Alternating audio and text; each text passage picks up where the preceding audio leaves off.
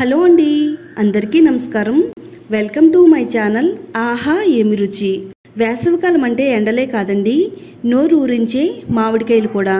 ఈ సీజన్లో దొరికే పుల్ల మామిడికాయలతో మామిడికాయ పులిహోర చేసుకోకపోతే మన నాలుకకు రుచి తెలియదు, మన మనసు అసలే ఊరుకోదు. పిల్లలు పెద్దలు ఎంతో ఇష్టంగా తినే కమ్మని మామిడికాయ పులిహోరని ఈరోజు మీకు సింపుల్గా చేసి చూపిస్తానండి. వంట రానివారు సైతం దీనిని ఈజీగా చేసేయగలరు. మరింకెందుకు ఆలస్యం, నోటికి పుల్ల పుల్లగా కమ్మని రుచితో మామిడికాయ పులిహోరను ఎలా తయారు చేసుకోవాలో చూద్దామండి. ముందుగా మామిడికాయ పులిహోరను తయారు చేసుకోవడానికి కుక్కర్ తీసుకుని అందులో ఒక 2 గ్లాసుల వరకు రైస్ వేసుకోవాలండి. నేనైతే ఇక్కడ ఒక అర కేజీ వరకు పులిహోరను అయితే తయారు చేస్తున్నాను. 2 గ్లాసులు రైస్ వేసుకుని శుభ్రంగా నీట్గా కడుక్కున్న తర్వాత ఒక గ్లాసుకి 2 గ్లాసులు నీళ్లు పోసుకోవాలి. నీళ్లు పోసిన తర్వాత ఇందులో 1 టేబుల్ స్పూన్ వరకు ఆయిల్ వేసుకోవాలండి. ఆయిల్ వేసుకోవడం వల్ల రైస్ అంతా కూడా పొడి పొడిగా అందంగా విడిపోయినట్టు వస్తుందండి. తర్వాత 1/2 టేబుల్ స్పూన్ వరకు సాల్ట్ వేసుకోవాలి. కుక్కర్ పైన మూత పెట్టి విజిల్ పెట్టేసుకోవాలండి.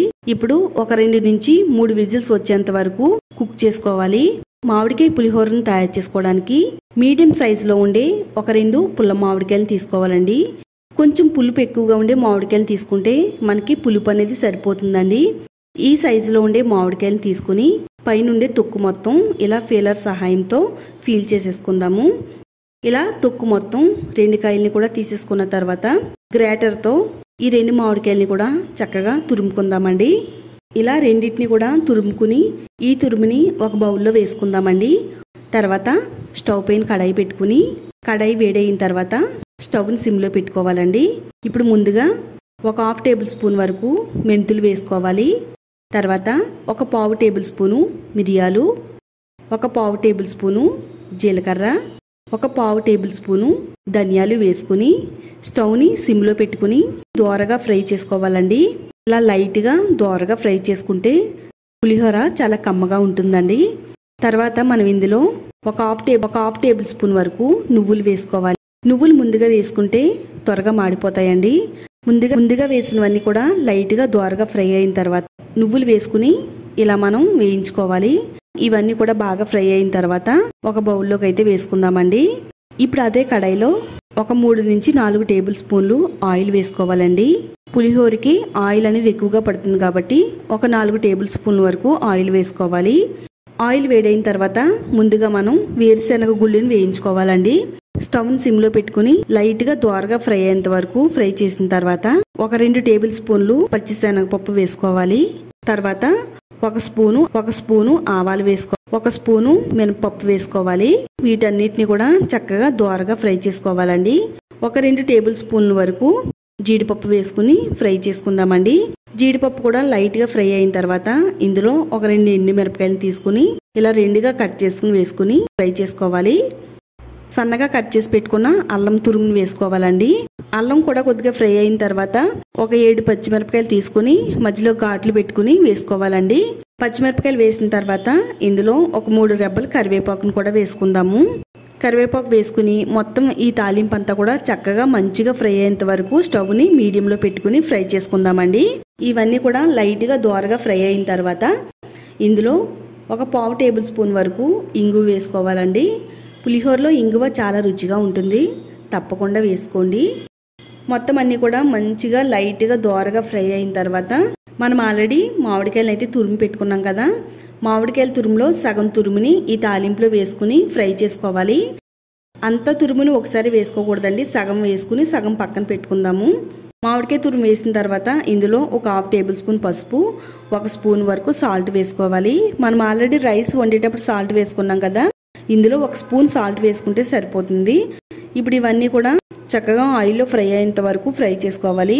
మాడిపోకుండా మంచిగా కలర్ చేంజ్ అయ్యేంత వరకు ఫ్రై చేసుకోవాలి. మామిడికాయ తురుము వేసిన తర్వాత ఆయిల్ అంతా కూడా సెపరేట్ అయ్యేంత వరకు ఈ విధంగా ఫ్రై చేసుకోవాలండి.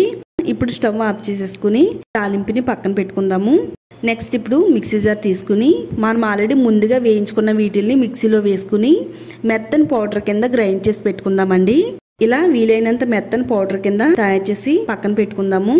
తర్వాత ఇప్పుడు పులిహోర కలుపుకోవడానికి వెడల్పుగా ఉండే ఒక బేసిన్ తీసుకుందామండి. ఇప్పుడు ఇందులో మనం ఆల్రెడీ రైస్ కుక్ చేసి పెట్టుకున్నాం కదా, ఈ రైస్ని ఈ బేసన్లో వేసుకోవాలి.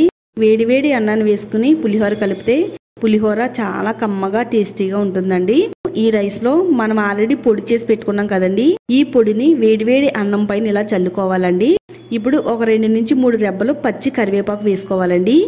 పచ్చి కరివేపాకు ఫ్లేవరు చాలా బాగుంటుందండి. ఈ మామిడికాయ తురుముని సగం పక్కన పెట్టుకున్నాం కదండి, ఈ మామిడికాయ తురుముని ఇందులో వేసుకోవాలి.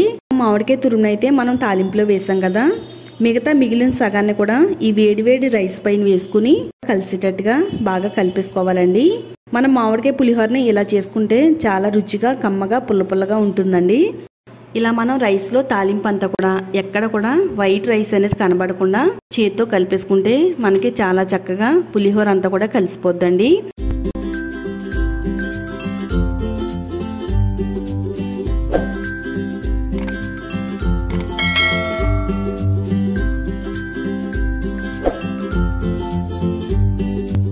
పులిహోరని అంతా కూడా ఇలా దగ్గరగా తీసుకుని కొద్దిసేపు పక్కన పెట్టుకుంటే కనుక పులిహోర అంతా కూడా 10 నిమిషాల్లో బాగా ఊరి పులుపు అంతా కూడా రైస్కి పట్టి చాలా టేస్టీగా ఉంటుందండి. చూడండి, చూస్తుంటేనే నోరు ఊరిపోతుంది కదా. ఎంతో టేస్టీగా ఉండే మామిడికాయ పులిహోర అయితే రెడీ అయిపోయిందండి. ఇప్పుడు ఈ మామిడికాయ పులిహోరని ఒక బౌల్లోకి సర్వ్ చేసుకుందామండి. ఈ పులిహోరని పిల్లల దగ్గర నుంచి పెద్దవాళ్ళ వరకు అందరూ ఇష్టపడతారండి. తప్పకుండా మీరు కూడా సీజన్లో 1-2 సార్లు ట్రై చేసి చూడండి. మరలా ఇదే కావాలని అడుగుతూ ఉంటారండి. చూసారు కదండి, మీ అందరికీ కూడా ఎంతో బాగా హెల్ప్ అయ్యే మామిడికాయ పులిహోరని మీరు కూడా ఇంట్లో ట్రై చేయండి. అలాగే టేస్ట్ ఎలా వచ్చిందో ఈ కామెంట్స్ బాక్స్లో షేర్ చేయడం మాత్రం మర్చిపోవద్దు.